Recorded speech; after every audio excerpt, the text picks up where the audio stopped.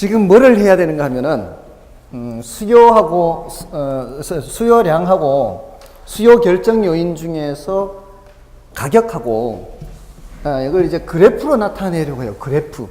이제 그래프 하면은 여러분들 막 좀 어려운 생각을 갖고 계시는 분들도 계십니다.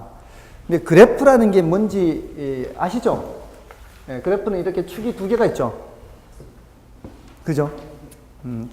이게 이거 일종의 뭐라고 해야 되나 이거 미리 살짝 이렇게 그래프에 대해서 설명을 드리고 이걸 모르시는 분들도 혹시 계시니까 자 이게요 이게 나이라고 하고요 이게 이제 몸무게라고 생각해 보세요. 자 처음에 태어나면은 여기서부터 찍어야 될까요? 처음에 태어날 때 태어난 날도 몸무게가 좀 있죠. 여기서부터 이렇게 올라가겠죠. 나이가 먹을수록 몸무게가 올라가겠죠. 근데 어느 정도 먹으면 이제 이런 게 나오죠. 더 이상 몸무게가 안 올라간다는 얘기죠. 이 그래프를 보고 해석을 할 수 있나요? 자, 이때 나이가 15세다. 이때 찾아가면 몸무게 나오겠죠. 요 한 점이 나타내는 게 두 가지 정보를 갖고 있어요. 맞죠? 자, 그런데 여기 사람이라면요. 코끼리는 어떻게 그려야 될까요? 코끼리는 처음에 출발할 때부터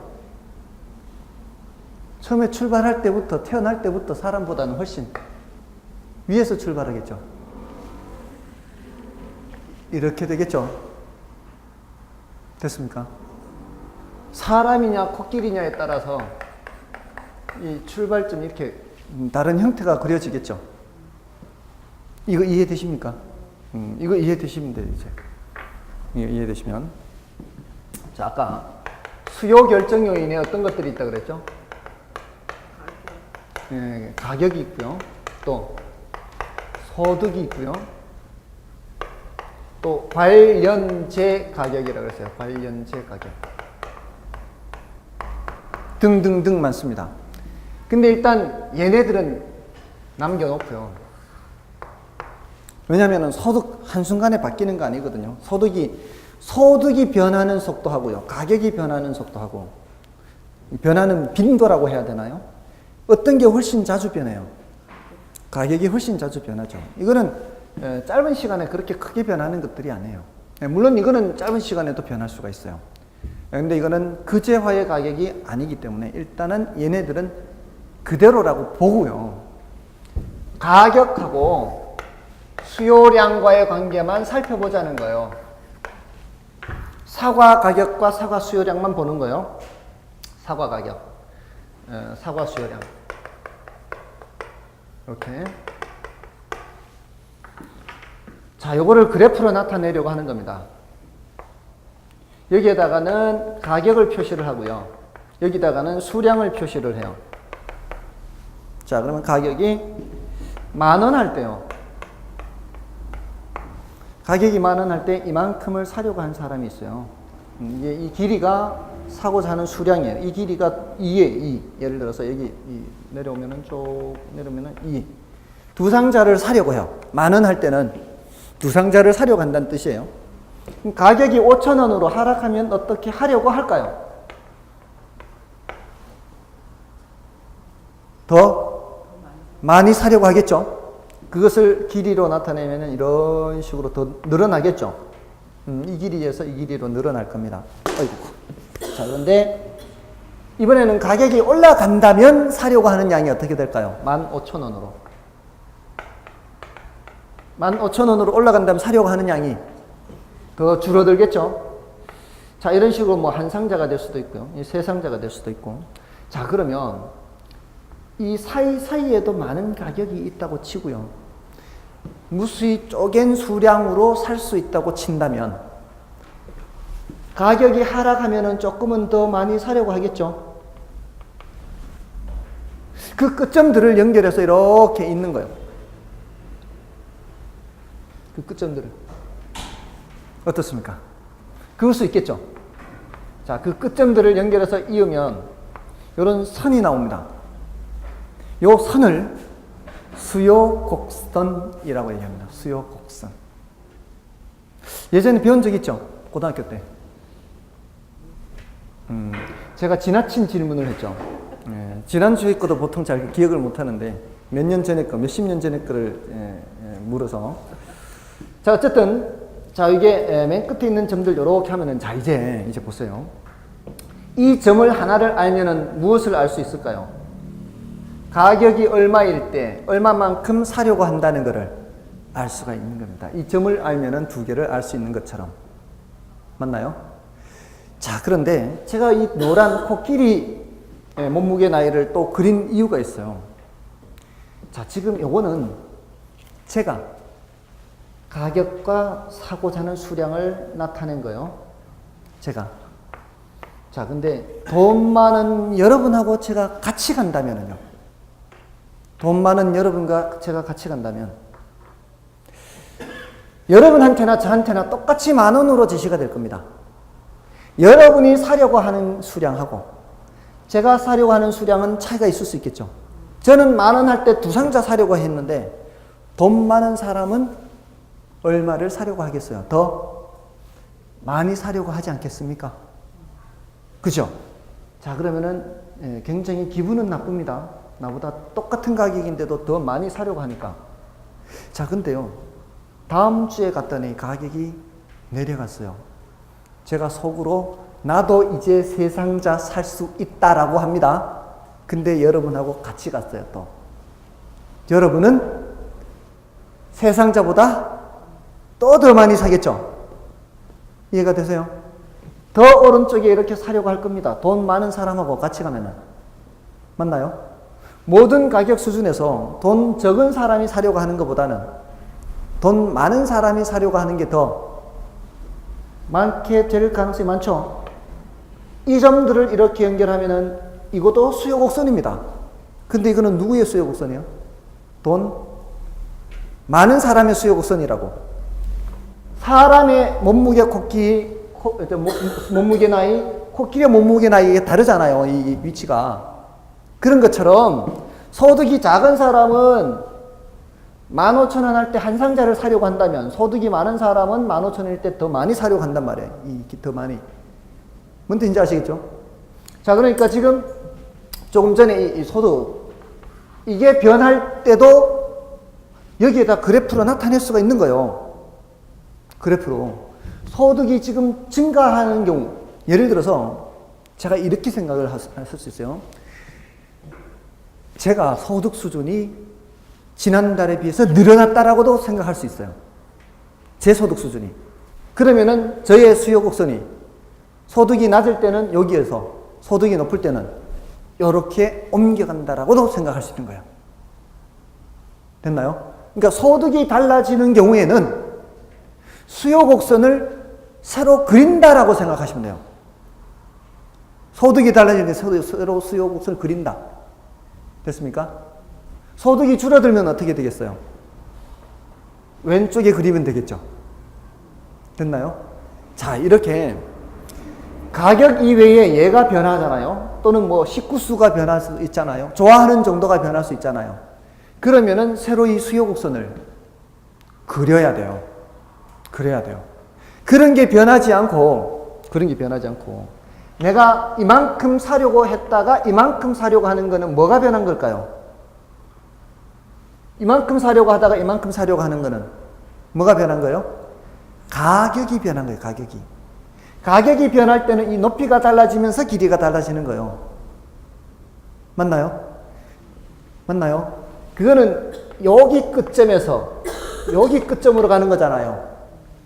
맞아요? 수요곡선 상의 점에서 수요곡선 상의 다른 점으로 가는 거죠. 요거는 뭐가 변하는 거예요? 이렇게 가는 거는 가격이 변하는 거예요. 가격이. 근데 이게 아주 중요하단 말이에요. 앞으로 우리가 구별을 해야 돼요. 그러면 여기 수요하고자 하는 양에서 여기 수요하고자 하는 양으로 변하는 거. 요거 뭐가 변한 거예요? 요것도 가격이 변한 거예요. 높이가 바뀌면서 이렇게 여기에서 이렇게 가잖아요. 요건 뭐가 변하는 거라고요? 가격이 변하는 거라고요. 이거는 소득이 높을 경우에 가격이 변하는 거고요. 여기서는 소득이 낮을 경우에 가격이 변하는 거예요. 그러니까 공통점이 뭐예요? 가격이 변해서 수요하고자 하는 양이 변할 때는 같은 수요 곡선상에서 점으로 변화가 생긴다는 겁니다. 여기도 같은 수요 곡선상에서 점의 변화가 생긴다는 거예요. 됐나요? 뭐가 변했다고요? 점이 변했다고요. 근데 그 점이 변한 건 뭐가 변했다고요? 가격이 변했다고요. 근데 수요 곡선을 이렇게 새로 그렸죠? 그린 거는 가격이 변한 거예요? 아니에요. 얘가 변한 거예요. 얘가 지금 소득이 변해서 소득이 증가해서 더 오른쪽에 그린 거예요. 지금. 맞아요? 소득이 적을 때는 내가 이렇게 수요하려고 했었잖아요. 소득이 적을 때는 15,000원 하면 얼마 사려고 해요? 한 상자 사려고 해요. 10,000원 하면 얼마 사려고 해요? 2상자 사려고 해요. 5,000원 하면은 3상자 사려고. 여기 보세요. 그리는 건 중요하지 않아요. 소득이 낮을 때는 여기서 수요하려고 했지만 소득이 늘어났을 때는 노란 수요 곡선에서 수요하려고 하잖아요. 그러니까 이게 소득이 변한 거라고요. 소득이 변했을 때는 새로 수요 곡선을 반드시 그려야 된다는 거예요. 식구수가 늘어나도 마찬가지겠죠. 똑같은 가격이라도 더 많이 먹지 않겠습니까? 식구수가 늘어나도 어떻게 해요? 새로 이 수요 곡선을 그려야 돼요. 자, 이게 굉장히 중요한 거예요. 가격 이외의 요인이 변하는 거예요. 가격 이외의 요인이 변하면 반드시 뭐를 새로 그려야 된다고요? 수요 곡선을 새로 그려야 돼요. 아시겠죠? 근데 가격 이외의 요인이 변하지 않는다면, 가격만 변한다면은 새로운 수요 곡선 그려요, 안 그래요? 안 그리고요. 같은 수요 곡선 상에서 점의 변화로만 나타내야 되는 거예요. 높이가 바뀌면서. 됐나요? 여기서 이렇게 가는 거는 점으로 이동한 거요. 그럼 뭐가 변했다고요? 가격이 변했다고요. 자, 그래서 이거 굉장히 중요한데요. 자, 수요량 변화라는 용어가 있고요. 시험에 여러 번 질문했어요. 수요 변화라는 질문을 했어요. 이렇게. 수요량 변화와 수요 변화. 수요량 변화는 그 재화 가격이 변하는 거예요.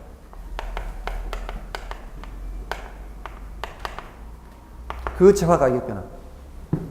수요 변화는 그 재화 가격 외의 변화예요.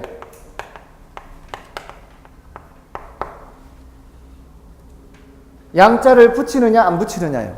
차이가. 양자를 붙여서 나타내면은 뭐가 변하는 거예요? 그 재화의 가격이 변하는 거예요. 근데 그 재화의 가격이 변하는데 이거는 같은 수요 곡선 상에서 점의 변화로 나타나요. 점의 변화로. 근데 수요 변화는 선의 변화로 나타나요. 선의 변화. 점이 선 자체가 변하는 거예요. 선이. 선의 변화예요. 선의 변화. 자, 이거 암기하는 게 아닙니다. 암기하는 게 아니죠. 자, 보세요. 자, 여기서 수요 결정 요인이 많아요. 수요 결정이 많은데 여러 가지 중에 그 재화의 가격이 변할 때는 뭐라고 표현을 해준다고요, 우리가? 그 재화 가격이 변할 때는 수요량 변화라고 표현을 하고요. 이걸 구별을 해야 되는 이유가요. 앞으로는 이 그래프를 그리지 않더라도요. 제가 수요량 변화다 그러면 머릿속에 뭐를 그리면서요? 선상에서 점의 변화로 나타나. 아, 수요량 변화는 가격이 변했구나. 가격이 올랐든가 내렸든가 해서 변했구나. 이렇게 머릿속에 그려야 되는 거고요. 앞으로 제가 수요 변화입니다. 그러면 머릿속에 선을 오른쪽으로 나타내든가 또는 왼쪽에 나타내야 돼요. 아셨죠? 그리고 수요 변화는 가격이 변한 거예요. 가격 이외의 요인이 변한 거예요. 가격 이외의 요인이 변한 거예요. 예, 요거 굉장히 여러 번 질문했습니다. 예, 요게 굉장히 중요한 내용이고요. 여기까지가 되면 이제 일단락이 되는 거예요. 일단 수요 쪽을 어지간히 이제 공부를 한 거예요. 됐습니까? 자, 여기에서 지금 수요 곡선이라고 한 거, 방금 본 수요 곡선. 수요 곡선이 이렇게 생긴 모양이죠. 여기 수요 곡선이죠. 이 수요 곡선의 형태를 뭐라고 하는가 하면은 형태, 생긴 모양. 이걸 우하향이라고 그래요. 우하향. 우하향 형태요. 오른쪽 아래로 내려간다 이 뜻이에요. 오른쪽 아래로 내려간다. 물론 보는 관점에 따라서 좌상향이라고 할 수도 있겠죠. 근데 대부분의 사람은 다 뭐라고 얘기해요? 우하향이라고 얘기해요. 좌상향이란 말 안 써요. 그러니까 우하향이라는 말로 생각을 하시면 돼요. 형태는 우하향 형태다. 이렇게. 자, 근데 저거를 우리 교재에서는 34쪽에 이제 그 교재의 용어를 설명드립니다. 이제 수요 법칙이라는 말이 있죠. 수요 법칙. 예, 법칙이라고 하는 게 바로 이 형태가 우하향 형태를 말하는 거예요. 수요 법칙이라고 하는 거는 특별한 게 아니고요. 가격이 올라가면은 수요하고자 하는 양을 어떻게 해요? 수요하고자 하는 양을 줄이죠. 가격을 내리면은요. 수요하고자 하는 양을 증가시키죠. 항상 방향이 어떻게 나타나요? 이렇게. 반대 방향으로 나타나죠. 이런 관계를 수요 법칙이라 그래요. 근데 자, 말로 하면은 수요 법칙이지만 여기서 보세요. 가격 하락하니까 수요량이 늘어나고 있죠. 가격이 밑으로 떨어지니까 수요량이 늘어나잖아요. 그리고 가격이 올라가니까 수요량이 줄죠. 지금 이게 모양이 우하향 형태인 이유가 바로 그거 아니에요. 우하향인 형태의 이유가 바로 이게 점점 가면 갈수록 늘어나기 때문이잖아요. 그러면 지금 형태가 우하향이라는 얘기나 수요 법칙이라는 얘기나 내용이 같은 내용. 같은 내용인데 표현이 다를 뿐이에요. 이거는 그래프로 나타냈을 때 모양이고 이거는 학자들이 수요 법칙입니다. 이렇게 용어로 나타낼 때 얘기하고 표현만 다르지 같은 내용을 얘기하고 있다고요. 그 같은 내용이 바로 뭐예요? 가격과 수요량과의 이 반비례 관계를 말해요. 반비례. 이걸 반비례라 그래. 반비례. 반대로 움직이는 거. 됐나요? 네, 같은 내용을 표현을 달리 하고 있다. 이렇게 생각하시면 돼요. 특별한 게 아니다 이 말입니다. 수요 법칙이 뭐냐? 하면은 해설해 보세요 하면은 뭘 대답해 주면 되는 거예요? 요거 대답해 주면 되는 거예요. 수요 법칙이 뭐예요? 그러면은 가격이 올라갈 때는 수요량이 줄어들고요. 가격이 내려가면은 수요량이 늘어나는 거 말합니다. 이렇게 하면 되는 거예요. 특별한 게 아닙니다. 여러분들 이미 다 알고 계시는 거예요. 됐죠? 자, 그럼 됐고요. 오른쪽 페이지에 수요의 변화와 수요량의 변화 있죠? 네, 수요량의 변화는 뭐가 변하는 거라고요? 그 재화의 가격이 변하는 것이고 같은 수요 곡선상의 점의 변화로 나타나요. 수요 변화는 그 재화의 가격이 외의 요인이 변하고요. 새로 이 수요 곡선을 그려야만 되는 것을 수요 변화라고 얘기를 하는 겁니다. 되셨죠? 자, 이제 요거 구체적인 내용 수요 변화 요거 앞으로 굉장히 중요해요. 요거 거의 대부분이 지금 여기에 달려 있습니다. 그 자세한 내용은 나중에. 그러니까 지금 수요 공급 개념에서는 아까 유량 재량 했었죠. 수요 공급 개념에 이 수요 공급에 대한 내용을 공부한다면 여기 아까 개념에 유량, 저량 이런 구분이 있었죠. 또 여기 유효 수요 뭐 이런 거 있죠. 이건 뭐 그렇게 크게 양이 많지는 않아요. 유효 수요, 잠재 수요. 여기 지금 뭐가 있어요? 지금 수요 량 변화, 수요 변화 이거 구별하는 게 있고요. 또 가지가 있다면 여기는 균형의 결정과 이동.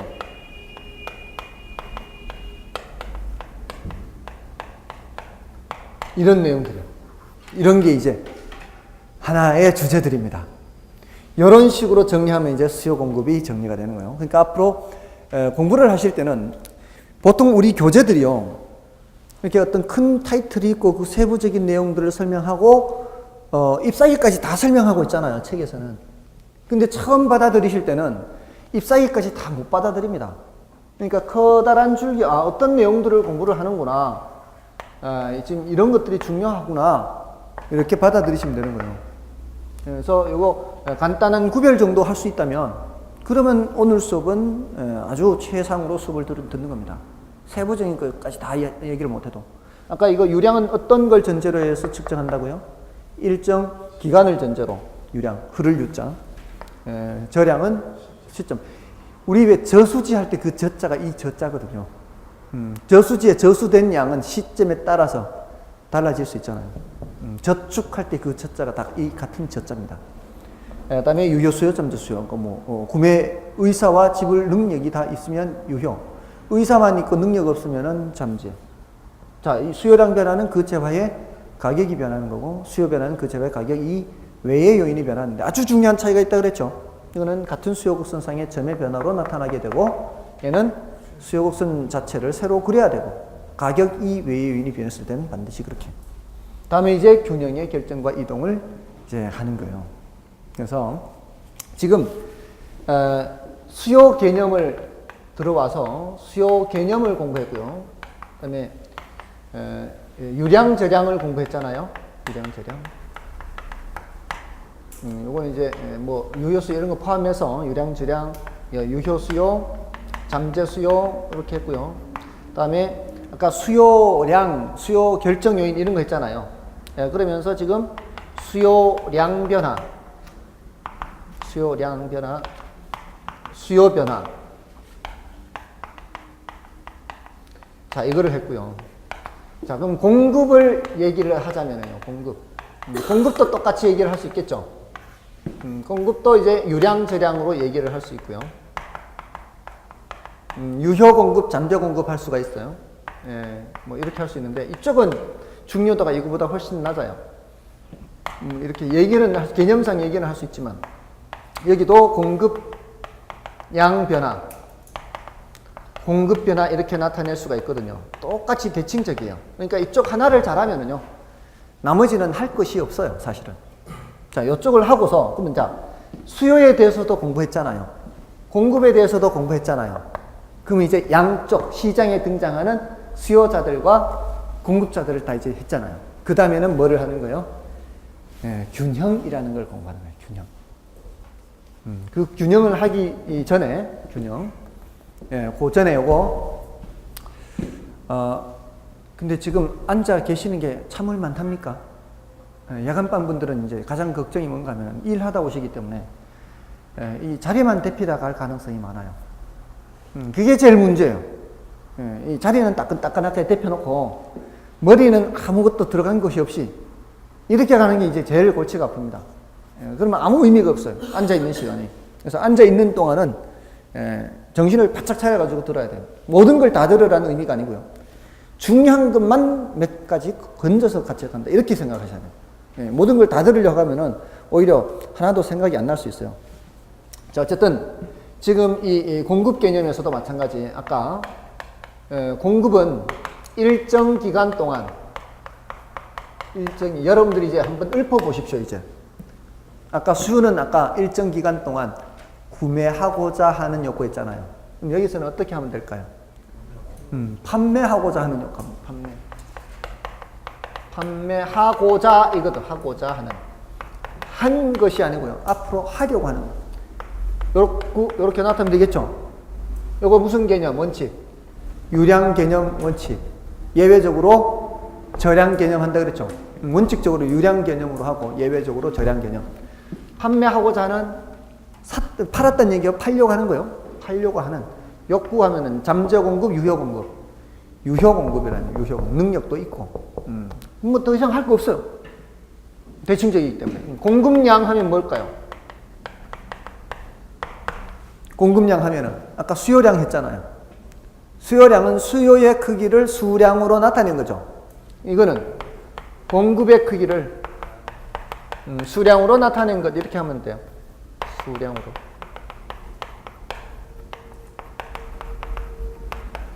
자, 이제 여러분들이 누구가 돼야 되는가 하면은 생산자가 돼봐야 돼요. 여러분들이 농민이 돼보셔요. 농민. 그래서 사과를 생산한다라고 생각하시는 거예요. 자, 그랬을 때 사과를 생산하는 농민이 사과 공급량을 결정할 때 뭘 보고 결정할까요? 당연히 가격 보는 거죠. 가격이 좋으면은 더 많이 생산하겠죠. 그래서 공급 결정 요인이라는 게 있다는 거예요. 공급 결정 요인. 여기에 사과 공급량 하면은 무슨 수요, 무슨 가격? 사과 가격이 중요하다 이 말이에요. 사과 가격. 이 가격이 올라가면은 생산자들이 더 많이 생산할까요? 덜 생산할까요? 많이 생산했지. 뭐 질문해봐요. 뭐. 수요는 아까 어땠어요? 수요는 가격이 올라가면 수요량을 줄였잖아요. 근데 이제 공급자들은 가격이 올라가면 공급량을 늘립니다. 자, 그걸 잘 기억을 해 두시고요. 자, 그러면 농민의 소득이 늘어나는 거하고 사과 생산하는 거하고 관계가 있을까요? 농민의 자신의 소득 늘어나는 거하고 생산하는 사과의 양하고 자신의 소득이 아무리 늘어나더라도 앞으로 사과의 전망이 밝지 않으면 사과 농사 안 지을 수도 있는 거죠. 다른 걸로도 돌릴 수도 있잖아요. 자신의 소득하고 생산량하고는 관계가 없어요. 그럼 꼭 사과만 있나요? 예를 들어서 TV를 생산하는 사람이 자신의 소득이 늘어난다고 TV 생산을 늘리느냐? 반드시 그건 아니에요. 그래서 이 소득이라고 하는 놈 있죠. 저기 이 소득이라고 하는 놈은 수요에만 영향을 미치지 공급에는 영향을 미치지 않는다는 거예요. 그래서 이 가격 이외에는요, 저기 수요 결정 요인하고 공급 결정 요인하고 겹치는 게 별로 없어요. 오히려 중요한 게 뭔가 하면은 농민들 입장에서는 생산 요소 가격이 중요해요. 이 생산 요소 가격. 생산 요소 가격이 뭘까요? 생산 요소. 지난주에 생산 요소 말씀드렸죠. 생산 요소. 땅이 부족해서 남의 땅을 빌려서 농사 짓는 사람도 있을 수 있죠. 근데 그 빌려 농사 지으면 뭘 줘야 되죠? 그 뭘 줘야 돼요? 지대라는 거죠, 지대. 지대를 줘야 되는데, 토지 사용대가. 그 지대가 올라가면 농사 짓기가 어렵겠죠. 생산 요소 가격이 올라가면은 공급량이 어떻게 되겠어요? 줄어들겠죠. 인건비도 있죠, 인건비. 생산 요소가 인건비도, 사람 인건비가 올라가면은 공급량이 줄어들 거 아니에요. 자, 이런 식으로 생산 요소 가격이 공급량에 영향을 미칩니다. 그리고 또 생산 기술 수준이에요. 생산 기술 수준이 향상되면은 공급량이 늘어납니다. 여러분들 사과나무 보신 적 있나요? 보신 적 있어요? 사과나무 크기가 얼마나 하던가요? 키가 사람 키보다 조금 더 큰 정도? 본 적 있습니까? 옛날에는 보신 적 있나요? 옛날 사과나무? 옛날에는요, 엄청 컸어요. 저희 집에 어릴 때 과수원을 했거든요. 과수를 했는데, 제가 농사 지은 건 아니고, 저희 아버지가 농사 지으셨지만, 그래도 저는, 한창 농사 지을 때, 2주에 한 번 정도 따라가서 약줄 잡아주는 적이 있어요, 약줄. 옛날에는 이거 막 이렇게, 팔로 이렇게 해가지고 약 쳐야 되거든요. 한 손으로는 이렇게 펌프질 하면서 이렇게, 저기 농약을 탄 커다란 다라에다가 그 이제 호스를 연결해가지고 이렇게 하든가 아니면은 이제 펌프로 계속 보내는 거죠. 그러면 이제 가면서 치는데 줄이 길잖아요. 그럼 바닥에 잡초들도 있고 막 이러잖아요. 돌 같은 것도 경우에 따라 있고 이런 게 걸리면은 또 나무에 이렇게 돌아가다 보면 나무에 또 줄이 걸리잖아요. 그럼 앞으로 나가지를 못해요. 힘이 굉장히 들어요. 그러니까 뒤에서 줄을 계속 이렇게 풀어줘야 돼요. 이렇게. 또 이렇게 돌아올 때는 또 줄을 당겨가지고 저쪽으로 또 당겨야 되고. 근데 이제 그렇게 많이 따라가서 일을 이제 도와드린 적은 있는데, 그때는 나무가요, 커서, 나중에 그 사과를 딸 때 사다리를 놓고 올라가서 따야 돼요. 이렇게. 그리고 사과 농사 지을 때 처음서부터 어떻게 하는가 하면은, 처음에 전지를 해요, 전지. 이게 이제 가지를 치기예요, 가지치기. 그러니까 너무 가지가 많으면은, 안 되니까, 이게 적당하게 이제 가지를 남겨놓고 다 자르는 거예요.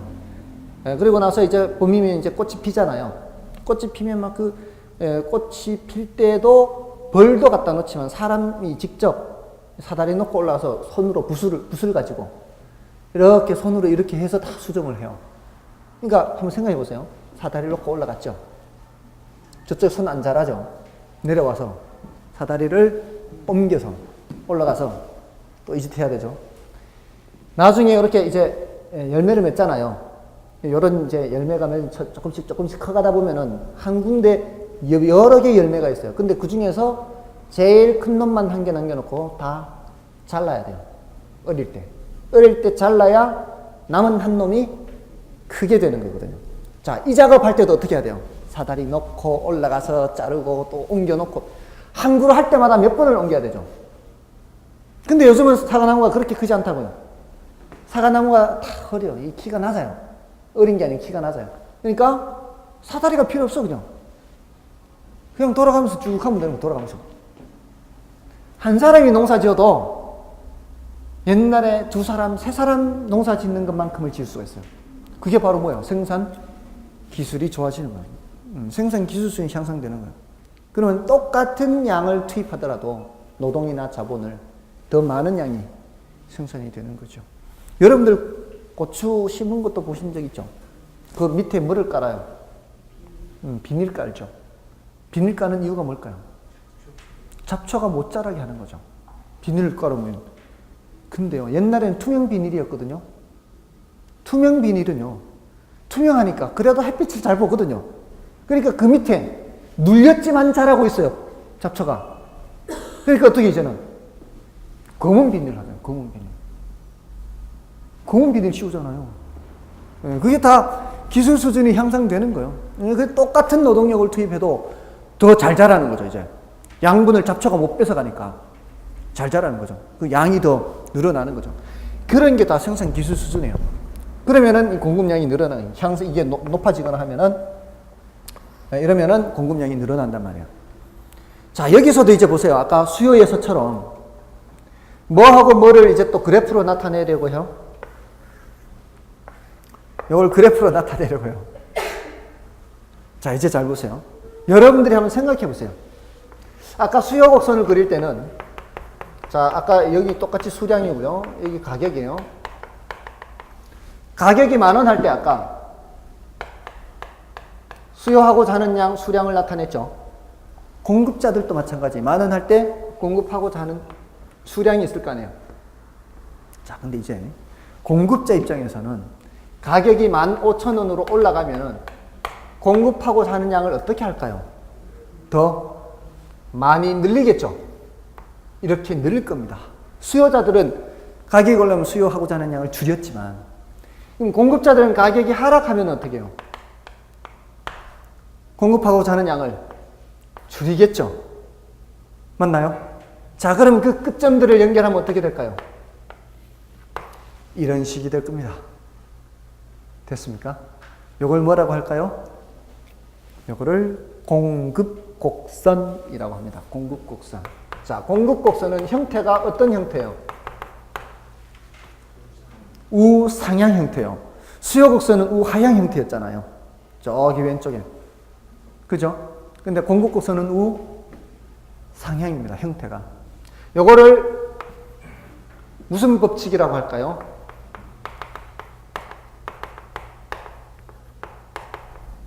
요거를 공급법칙이라고 하는 겁니다. 공급법칙은 가격이 올라가면은 공급량이 증가하고요. 가격이 내려가면 공급량이 감소하는 것을 말하는 겁니다. 그거를 공급법칙이라고 그래요. 자, 대칭적이죠, 이게. 수요곡선, 공급곡선. 자, 그럼 여기서도 작년에는 비닐을 안 씌운 채로 만약에 생산을 했다면, 올해는 비닐을 씌운 채로 생산을 하면은 똑같은 가격이라도, 여기 보세요. 똑같은 가격이라도 더 많은 양 생산할 거 아니에요. 맞아요? 작년에 이만큼 생산했던 거는 가격이 얼마 되지 않아서 돈이 안 되니까 생산하는 사람이 많이 줄었어요.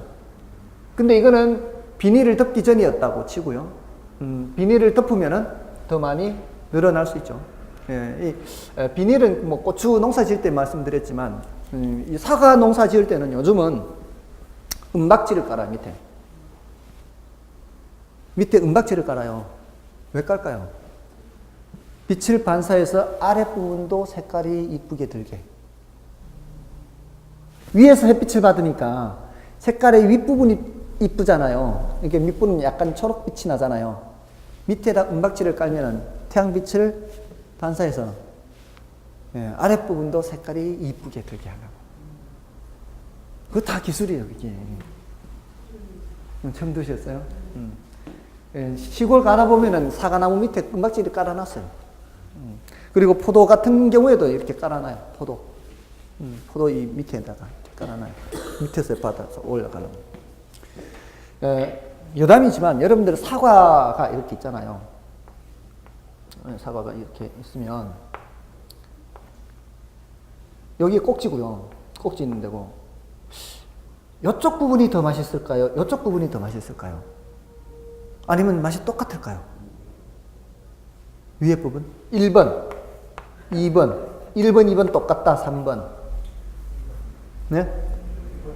2번, 2번, 한 분? 2번이 더 맛있을 것 같다. 아래 약간 초록빛 나는 부분.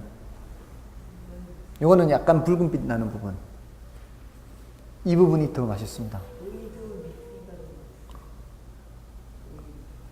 그렇죠. 오이도 밑이 더 맛있죠. 위가 약간 쓴맛 나잖아요. 위로 올라가면은. 예. 그런 과일은 대부분이 그래요. 밑이 더 맛있어요. 당도가 더 높습니다. 그래서 저는 모르는 사람이 저하고 같이 사과를 먹을 때는 반을 이렇게 잘라요. 이렇게.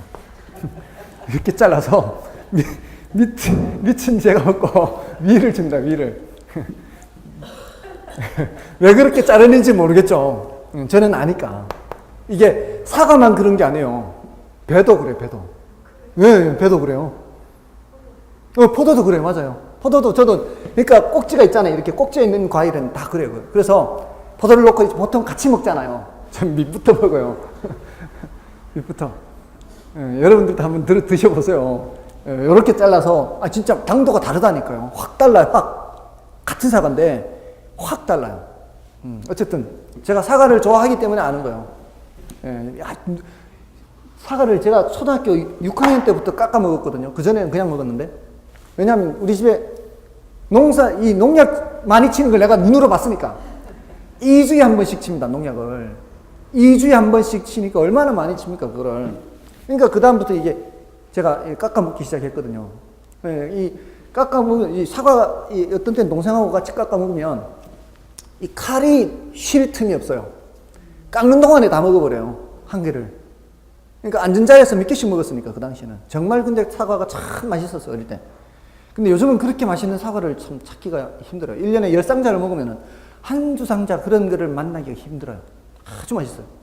어쨌든, 사과에 대해서는 전문가예요. 사과 씨도 몇 개인지 알고요. 여러분 사과 씨앗이 몇 개인지 잘 모르시죠? 사과 씨앗은 10개입니다. 씨방이 5개 있어요. 저는 사과를 분해하듯이 먹거든요.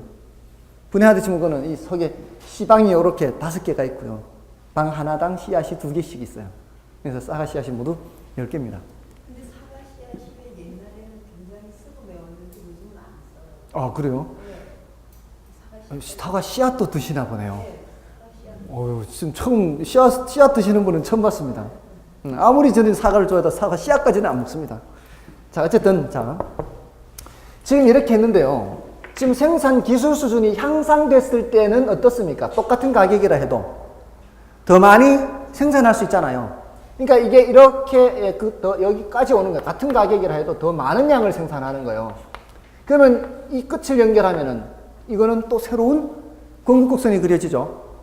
이거는 어떤 경우에 공급곡선이에요? 생산 기술 수준이 향상됐을 때 공급곡선이에요. 요거는요, 생산 기술 수준이 향상되기 전에 공급곡선이에요. 지금 요거 얘기하고 있거든요. 기술 수준이. 그 재화의 가격이에요. 그 재화의 가격 외의 요인이에요. 그 재화의 가격 외의 요인이에요. 아까 수요에서 얘기했던 거하고 똑같은 구조예요.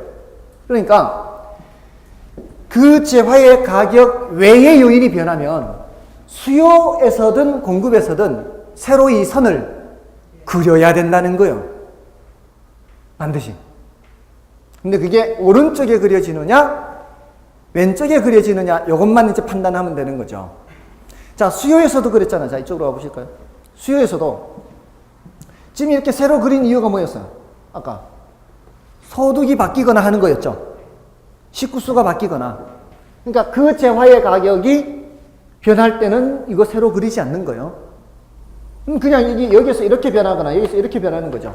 가격이 변할 때는. 근데 그 재화의 가격 외의 요인이 변하니까 세로 이 선을 그렸잖아요.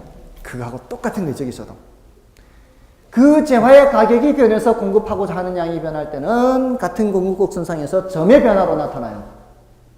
근데 기술 수준이 향상되거나 또는 여기에 이런 생산 요소 가격이 변하거나 하면은 새로이 공급곡선을 그려야 된다는 거죠. 자, 요걸 우리는 이제 앞으로 뭐라고 표현해요? 공급 양 변화. 또 뭐요? 공급 변화. 이렇게. 됐습니까? 공급 양 변화는 뭐가 변한다고요? 그 재화의 가격이 변한 그 재화 가격. 다른 재화 가격 아니에요. 그 재화 가격이에요. 그 재화 가격의 변화고요. 이것도 무슨 변화요? 선의 변화예요? 점의 변화요? 이것도 점의 변화예요. 점의 변화. 여러분들 그 앞으로 1년간요. 어쩌면은 수업만 잘 들어도요. 합격할 수 있습니다. 혹시 지난주에 밴드 가입하신 분 누구죠? 지난주 밴드 가입하신 분. 다른 분 안 계시나요? 한 분 더 계시는데. 두 분이었는데. 네? 인터넷으로. 바꾸셨다고요? 어쨌든, 그 밴드에, 원래 올린 글들 좀 읽어보셨습니까? 밴드에 올린 글들. 거기에 야간반 분인데, 수업만 들었다고. 따로 복습할 시간도 없으니까, 수업만 열심히 들었다고. 근데 90점 나왔다고. 90점. 그러니까, 1, 2월, 3, 4월, 5, 6월 잘 몰라도요, 꾸준히 들으십시오. 들으시면, 직장생활 하시는 분들이 특히 공부할 시간이 없잖아요. 그런 분들은 듣기만 해도요, 처음에는 이게, 들어가지고 따로 내 스스로 공부를 하지 않으면은 사실 내 것이 되지가 않아요. 스스로 공부하는 시간이 좀 필요하거든요. 근데 자꾸 듣게 되면은요, 이해가 되거든요. 그다음부터는. 이해가 되면은, 그 다음에는 내가 할 게 거의 없어요. 사실은. 이해만 되면은. 그러니까 계속 이해를 하면서 이런 중요 개념들, 흐름을 제가 계속 말씀드릴 거거든요. 이거 중요합니다. 이거 중요합니다. 이게 나중 되면 이제 중요한 주제들을 매 시간마다 이렇게 써드릴 겁니다. 이번 시간에 뭐가 중요합니다. 뭐가 중요합니다 하면 그거 위주로 계속 수업만 열심히 잘 들어도요, 충분히 점수가 나옵니다. 대신 이제 잘 안 되는 부분이 있을 수도 있어요. 어떤 분들은 꼭 이 수요 공급을 어려워하는 분들이 또 계세요. 어떤 분들은 또 투자론에 가면 어려워하는 분들이 계세요. 이 어려워하는 그 파트가 있어요. 그런 부분은 내년 5, 6월 되기 전에, 5, 6월이 지나기 전에 저한테 따로 그런 부분들을 많이 질문을 하셔야 돼요.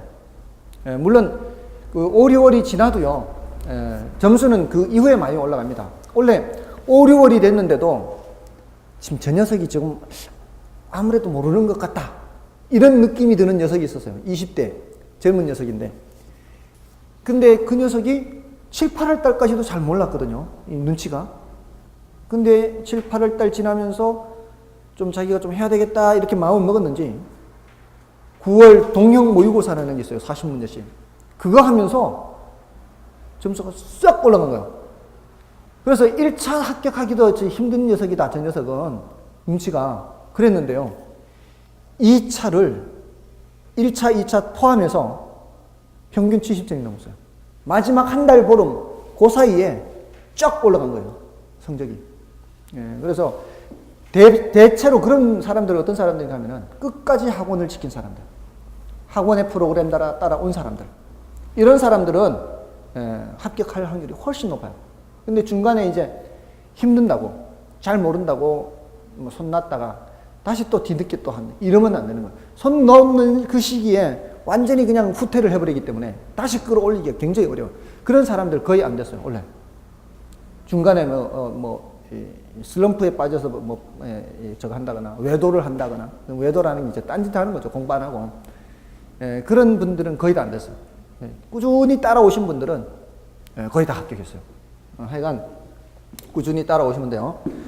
그리고 공급 변화는 그 재화 가격 외의 변화라 그랬죠. 외의 변화. 이거는 무슨 변화? 선의 변화. 공급 곡선을 새로 그려야 된다는 거죠. 자, 여기까지 하면은 이제 아주 중요한 과정을 거친 겁니다. 자, 이렇게 선이 변하는 거 공급 변화, 점이 변하는 거 공급량 변화. 여기서도 선이 변하는 거는 수요 변화, 점이 변하는 것은 수요량 변화. 자, 이렇게 아주 중요한 개념을 공부했습니다. 좀 쉬고요. 뒤에 나머지 내용들을 좀 설명을 드리겠습니다.